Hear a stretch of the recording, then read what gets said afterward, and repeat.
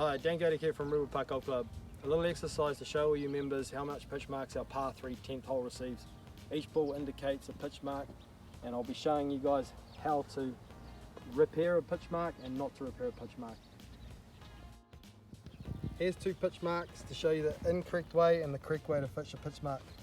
Firstly, the correct way, pitch mark repair from the outside, in, slight twist and a lift, part of the finish. Incorrect way, lifting up, breaking the green surface. This is detriment to the greens, promotes disease and scalping with our mowers. Now you know how to fix a pitch mark correctly.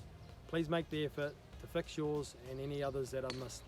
This goes a long way for the health of our greens, disease, scalping and the playability for the next golfer.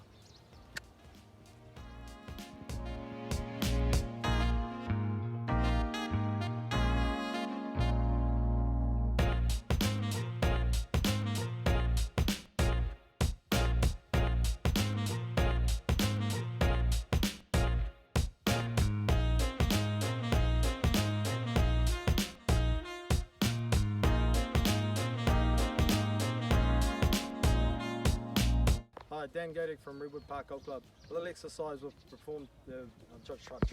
Hi, Dan Godek.